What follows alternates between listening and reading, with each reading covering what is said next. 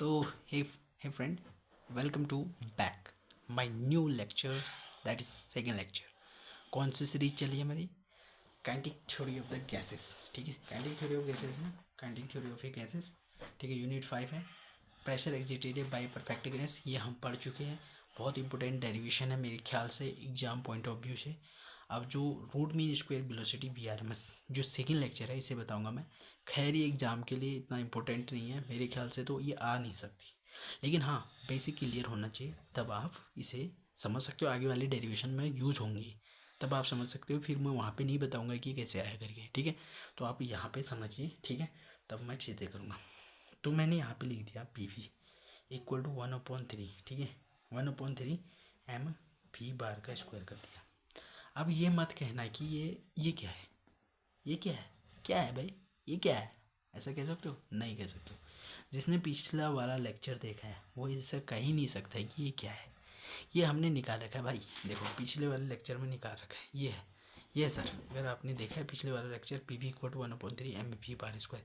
यहाँ पे ये m किसके बराबर, ये किसके बराबर होता है? m का होता है. m क्या है?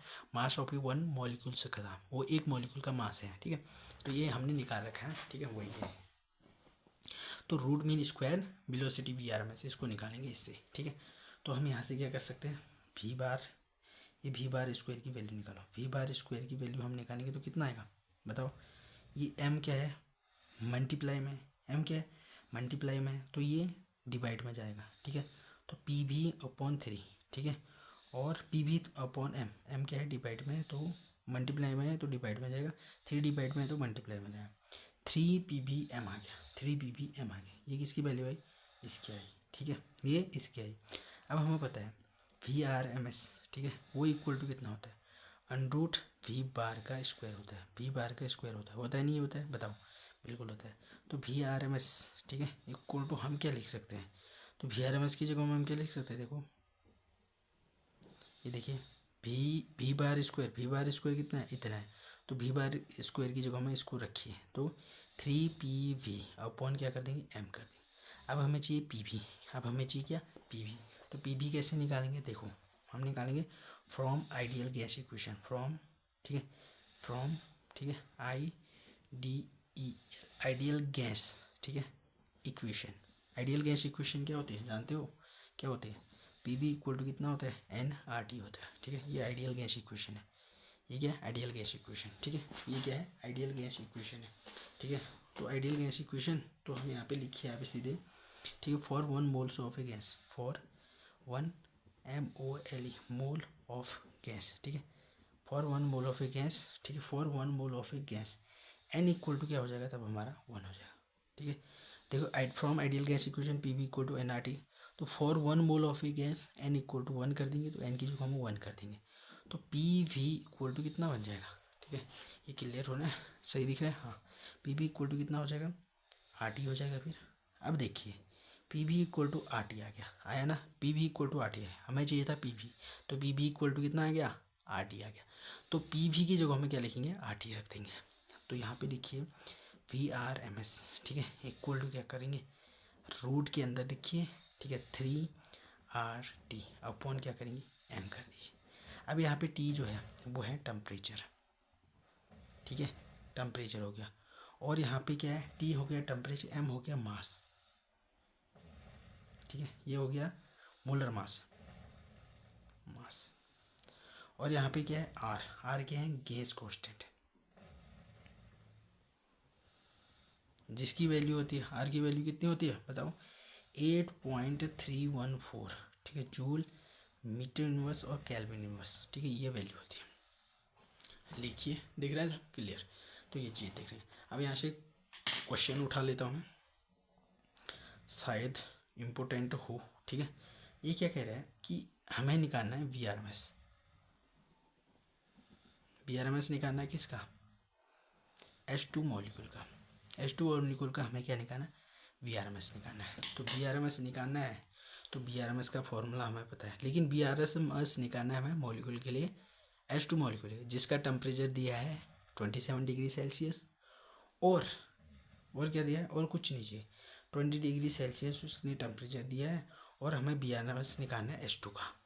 ठीक है, अभी नहीं भी दिया हो तो आप इसे अजूम कर लेते हैं, रूम टेम्परेचर पे ही लेंगे, ठीक है।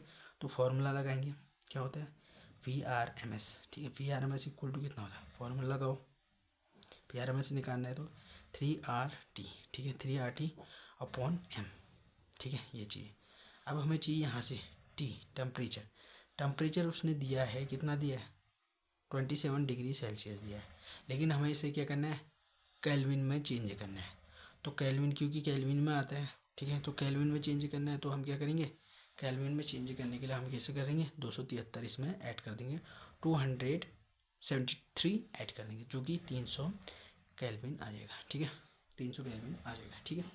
अब उसके बाद अब H2 मास ऑफ M क्या है, T तो हमारा निकल गया, R हमें मिला ही है, और अब हमें चाहिए क्या, R हमें मिला ही है, ठीक है, R हमें मिला ही है, किसका वो आ रहा है, ठीक है, चलो R हमें मिला है, देखो R हमें मिल रखा है, R की वैल्यू है, T हमने निकाल लिया, अब चाहिए M क्या है mass of A molecules, mass of A molecule ये है ना, मोलर मास, या मास ऑफ ए मॉलिक्यूल या मोलर मास, ठीक है। तो H2 का मोलर मास बताइए 2, अब ये 2 तो मोलर मास है, ये किस में आएगा, ये किस में आएगा ग्राम में। अब इसे हमें किलोग्राम में चेंज करना है, तो क्या करेंगे 2 को हम क्या करेंगे 1000 से डिवाइड कर देंगे, तो इसको हम लिखेंगे, तो ये इक्वल आएगा 2 की पावर, ठीक है, ये इक्वल किसके बराबर आएगा, ये इक्वल आएगा 2 इंटू 10 की पावर -3, ठीक है। तो अब इन वैल्यू को यहाँ पे सबमिट कर लीजिए, VRMS, ठीक है, इक्वल टू कितना हो गया, यहाँ पे इसके अंदर सबमिट कर लीजिए इन वैल्यू को, 3 इंटू, ठीक है, 3 इंटू R की वैल्यू कितनी है 8.314 है, ठीक है, R की वैल्यू, T कितना है 300 डिग्री कैल्विन है ना, तो कैल्विन को रहने दो। नीचे कितना है M कितना है बताइए आंसर सर, M कितना है mass of A molecule H2, ये है M, ये mass of A molecule H2, ये 210, ठीक है, 2 इंटू 10 की पावर 3 तो ये है। अब इसे आप कैलकुलेट कर लीजिए VRMS, इतना कैलकुलेट करूँगा तो बहुत टाइम लगेगा, वीडियो की लेंथ भी बढ़ जाएगी, तो इतना टाइम नहीं है, जो कैलकुलेट करके आएगा आपका आंसर वही क्या होगा इसका आंसर होगा, ठीक है, यही क्या होगा इसका आंसर होगा। इसका एवरेज आंसर मैं बता दूं तो वो आएगा लगभग, ठीक है, वो लगभग आएगा, एक बार चेक कर लेता हूँ, 2 मिनट, कहीं पे मैंने यहाँ लिखा था, तो इसका आंसर लगभग आ रहा था, हाँ 1934, ठीक है, कितना आसपास आ रहा है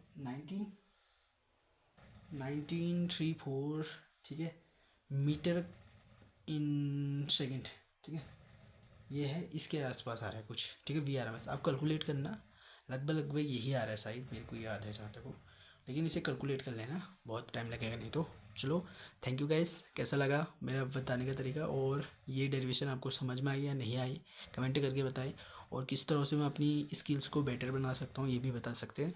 और देखिए मैं ये लेक्चर सेकेंड लेक्चर कंप्लीट कर लिया है, ठीक है, हो चुका है, थर्ड लेक्चर भी लेके आऊँगा। माना कि ये इतना इम्पोर्टेंट नहीं है, ये एग्ज़ाम में नहीं पूछा जा सकता, लेकिन इससे पीछे वाला जो है चांसेस बनते हैं उसके, ठीक है।